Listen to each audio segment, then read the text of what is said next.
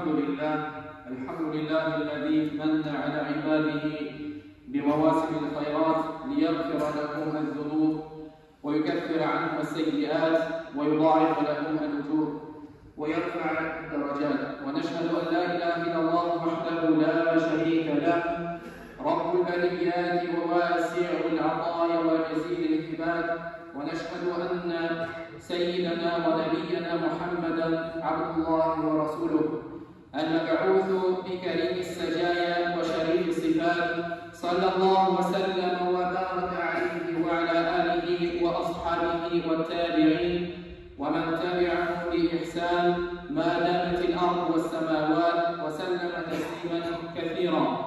أما بعد، بإكرام الله سبحانه وتعالى قرآن كريم بلد ثلاثة والبيتان. أعوذ بالله من الشيطان الرجيم. بسم الله الرحمن الرحيم. ألم نجعل له عينين ولسانا وشفتين. Allah tasdi bu kişiga iki göz girmedik mi?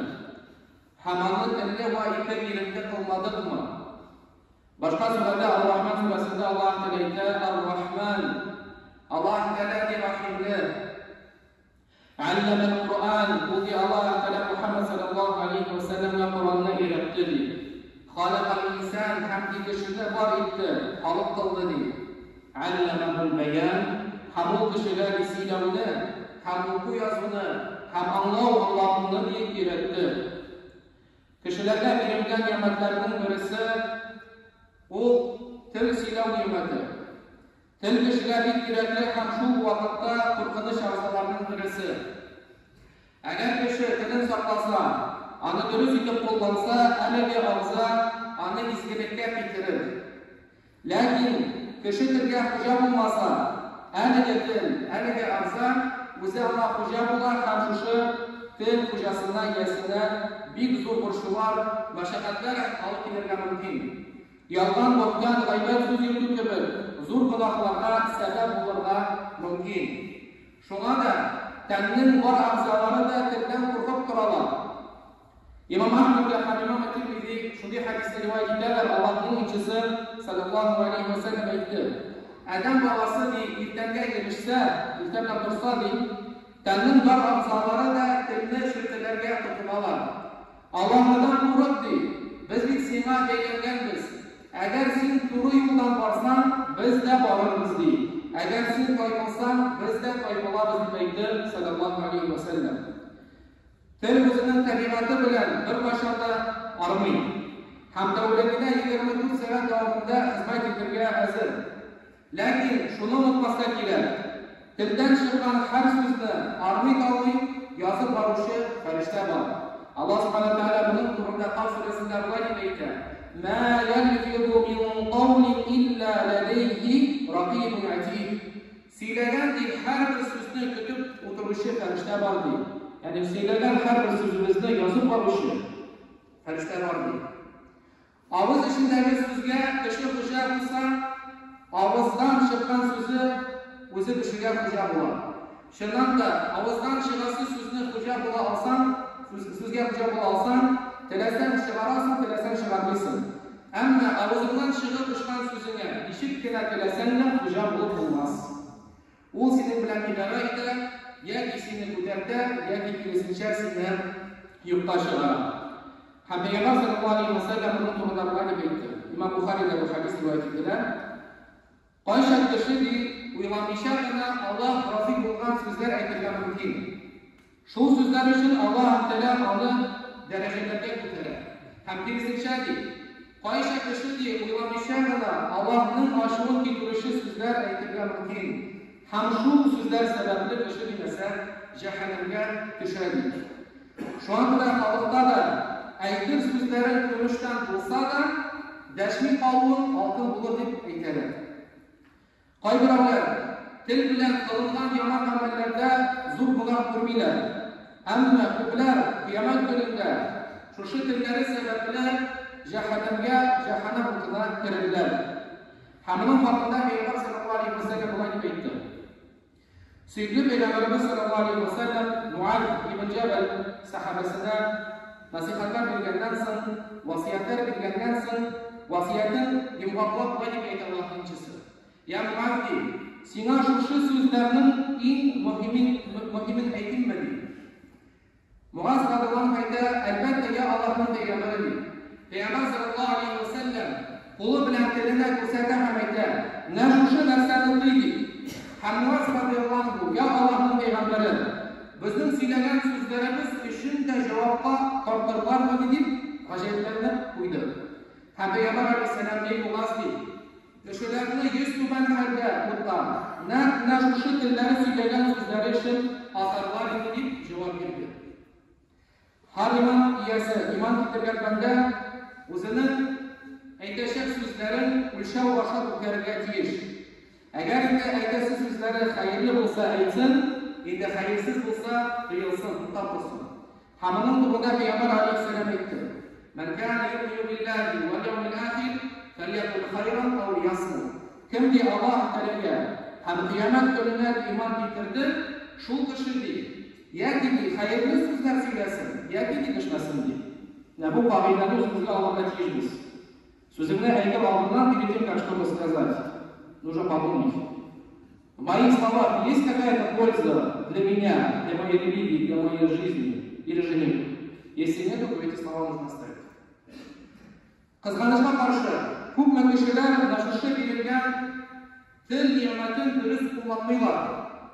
Ham o'zlarining o'ylanishiga aytgan so'zlari bilan islom dinini zarar hamma shartni keltiradilar. O'zlarining aytgan so'zlarini jingil qaraylar, o'zlarini hisob qilmaylar. Hamma misollar ko'p keltirib bo'ladi. Masalan, so'nggi vaqtda shunday so'zlarni musulmonlar orasida eshitishga to'g'ri keladi. Masalan, biror masjidga chaqirsam, yuqoriga chaqirsam, masalan aytadilar, bu masjidga borma, bu masjidga borma, u g'alimni tilama, u ustozni tilama, nish deb so'rasam, javobni qaytarib, "Ani zabuch." Alloh desa, turli yo'ldan qaytarganlar deb javob beradi. Muhtaram javob, qaranglar, nishib yetib shayton shu osha musulmonning jamiyatini tarqatadi. Ya'ni bu kishi o'zi kiyishlicha o'qidimi yo'qmi? Mana biz bilmaymiz. Balki bir-ikki harf biladir, balki Fatiha surasini o'qiydir, xatolar bilan. Lekin 5, 6, 7, 10 yil yuqori bilim yurtlarida o'qigan, vatanlarin, ailalarini qoldirgan ustozlarni, alimlarini shu dinsizlikka, nodonlikka shig'irlar. Bundan da g'ajayib hal bo'lolmaydi. Ham Allohga tugul, bugungi imomlar bilan Alloh to'xtab qolmadilar. Alloh islom dinining belgili, tanilgan imomlarin, alimlarin, hatto tabiinlarin nodonlikka shig'irlar. Masalan, ishga biz ishga to'g'ri keladi. Qayerlardalar? O'dani amin aytdilar deb hanafilar. Nish shunday Abu Hanifaning hadisi bilmadi. Abu Hanifa bir hadis dashdi. Ya esa masalan nish Imom Shafi'i aytdi deb xotin qizlar o'qisanda hayrat buziladi. Onlar наши so'ngir bizlar что оказывается есть аят. Bunday qadahat so'zlarni aytdi. Nishib Allohning jur'atlari ham botirligi yetadi. Shulay fikrlar, shunday so'zlar so'ylab, islom dini bitiruv bo'lmaydi ekan. G'amirlarin, boyliqlarin, vaqtlarin, mollarin, yashashi Alloh taolaning dinin iramida, dinin tarattuda, zo'r alimlarni tarbiyalashda o'tkargan alimlarning imomlarni nishib edi nodonlikka shig'irib bo'ladi. Haligi kishidan o'zidan so'rasam va sening o'zingning aytgan so'zlaringda foyda bormi? Sen islom dinida nima foyda keltirding? Если каждый из нас спросит себя, либо вот такого человека, который говорит про имамов, что? Если каждый из нас спросит, что ты сделал для религии? Ислам тебе же не сильно файда келтирdi. Пришел в мечеть, потратил году, имамов поругал и ушел. Это все, что ты сделал в этой жизни. Har birimiz o'zimizga shunday so'rov bergan tiyishmiz. Muhtaram jamoat, andi kishilar 5 yil o'ta, 10 yil o'ta shu bo'sh suv silovdan oladi boshqa ishlari yo'q. Уважаемые братья, за 5-10 лет, за 5 лет, как минимум, можно выучить Коран наизусть. Если ты будешь свое время правильно расходовать и не будешь лезть туда, куда тебе не нужно лезть. За 10 лет человек может все 6 книг по хадису выучить. Bizning vaqtimiz o'za 5 yil o'tdi, 10 yil o'tdi, 20 yil o'tdi, 30 yil o'tdi o'sha dinimizda ko'rilgan bu she'rlarga. Lekin oramizda hafizlar, muhaddislar, faqihlar yo'q. Imom an-Navoiy kabi, Imom Ibn Abidin kabi kishilar yo'q. Ko'p vaqt o'tsa. Nima uchun? Chunki bizga qo'g'ilmagan ilmlar bilan shug'ullanamiz. Vaqtimizni tegishli bo'lmagan ishlarga sarf etamiz. Hamda Alloh taoloning bu kishilar o'zlari ham o'qimaydi. Ham shunday so'zlarni taratib, shunday yolg'onni taratib, boshqa kishilarga da o'qirgan bilmaydi. Boshqa kishilarning tayyorligini Allohdan esa chetlashtiradi. Ham shunday bo'ladi jamoat shunday bo'lmagan kerak. Vaqtlar o'tib bilan, asrlar o'tib bilan ilm ham din jamiyatda, musulmon jamiyatida kemib azayib boradi. Ko'p vaqt o'tsa-da, ko'p biz Payg'ambar alayhisolamga yarat bo'lsak, bizning ilmimiz esa azayib boradi. Nechun buni aytamiz? Buni Alloh Payg'ambar alayhisolam aytdi. Inna min ashrati sa'ati an yadhhab al-ilm. Dursudagi qiyomat kunining belgisidan, ilm ketishadi. Boshqa hadisda Payg'ambar alayhisolam aytdi. Dursudagi Alloh taolo shu dinni kishilardan nishib etib olashadi. Ularning yuraklaridan borib chiqarib tugul, balki alimlarning ulug'i bilan Alloh taolo bu ilmni kishilardan deb olur. Hamda Alloh taolo alimlarni olib bitgandan so'ng, alimlar bo'lgandan so'ng kishilar o'zida kimni alim etib oladi? Nodon kishi. Ham bu nodon kishilar esa biror masala to'g'risida so'rasalar, fa'aftaw bighayri ilmin fadallu wa adallu. Ular esa bilmisha javob beradi, o'zlari xatolanadi, o'zlari to'g'ri yo'ldan chiqadi, ham boshqalarni da alashtiradi deb Payg'ambar sallallohu alayhi vasallam aytdi. Ham shundan da so'nggi yillarda va asrlarda biz buni ko'rib turamiz. Qachon ilmsiz kishi shu zo'r alimlar to'g'risida so'ylab beradi. Hamda alimlarning ulug'i o'zi bir qoida. Shu alimlarning ketuvlari. Lekin shu alimlarning xizmatlarini qo'llanmoq, ularni bilmoq, ularni hurmat etmoq, ularning ilmlarini o'rganmoq o'zi zo'r qoida. Hamda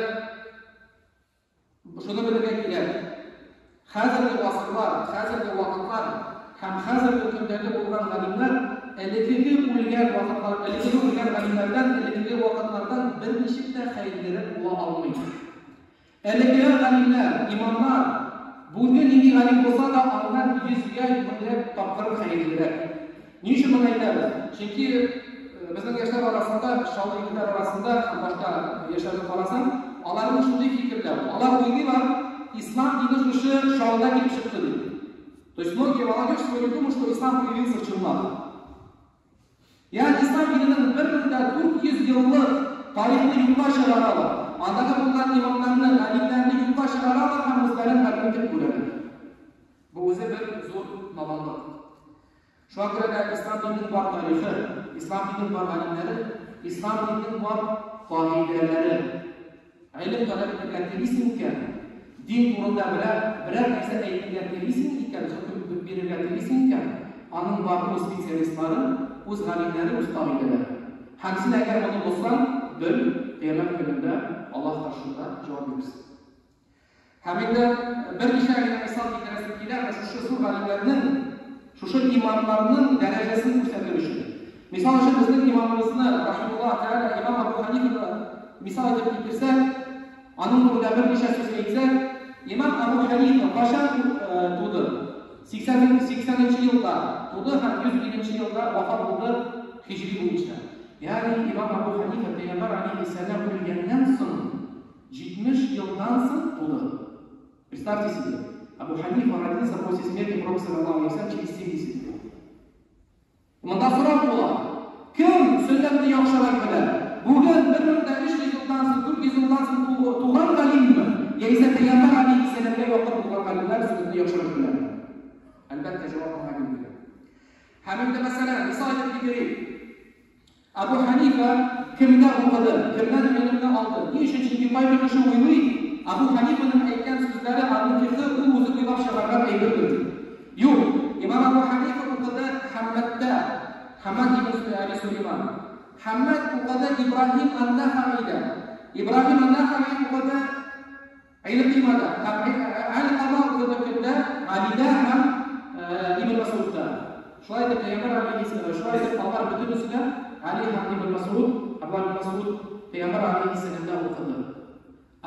Abu Hanifa rahimahulloh taala shu ustozlardan o'qidi. Ya'ni onun ilmi, onun fiqhi paydo bo'ldi. Payg'ambar sallallohu alayhi vasallamga qo'ydi.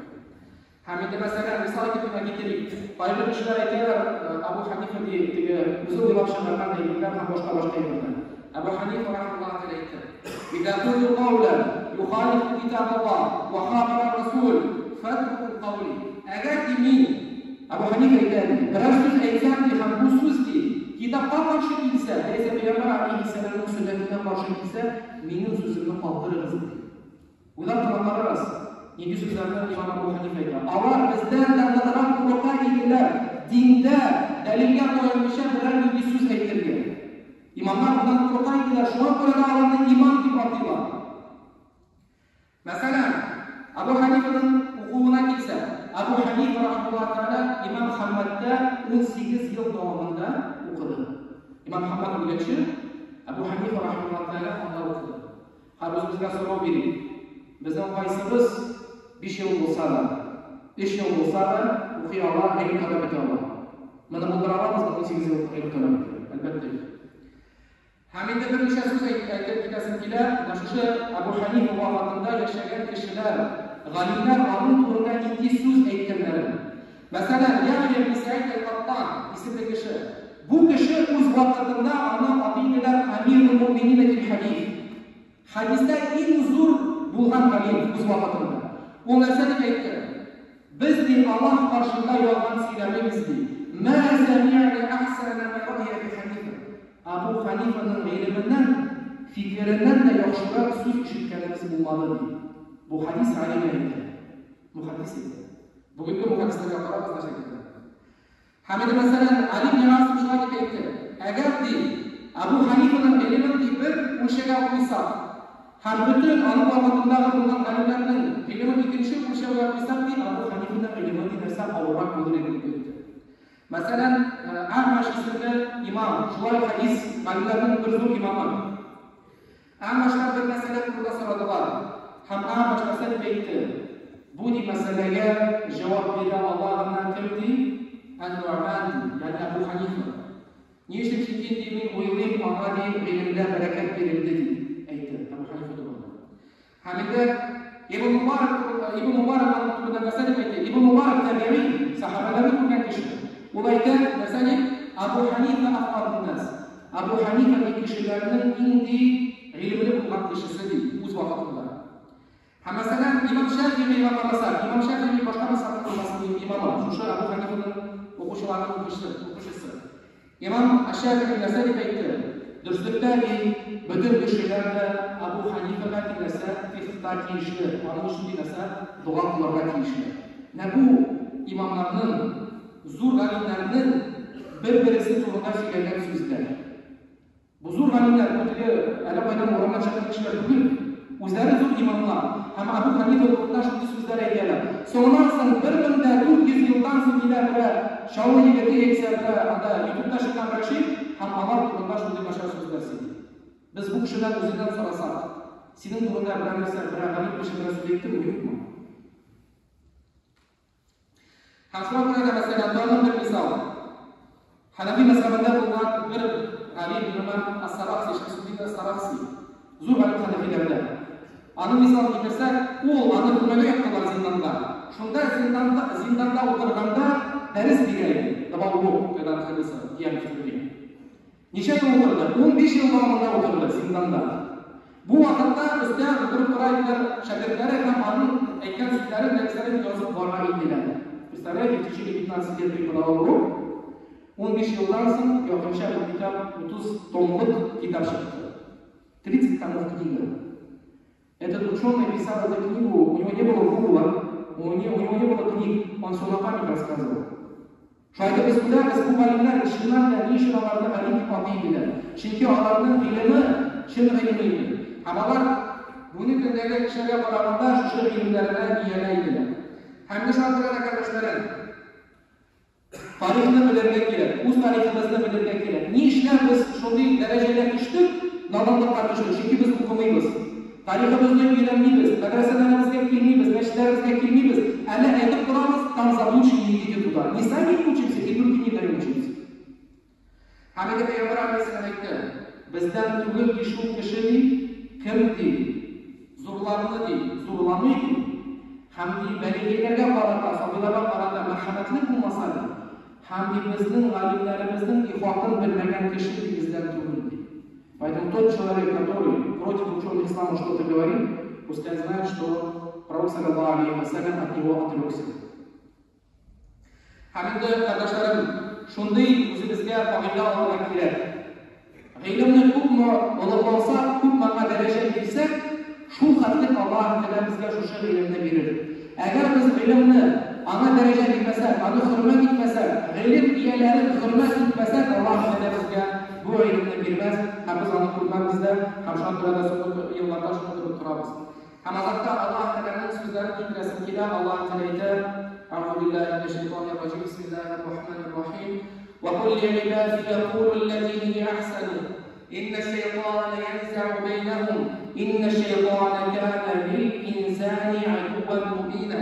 Ey Muhammad alayhissalom, Allohga ey bir-birisi bilan yaxshi so'zlar bilan nima so'zlashsinlar.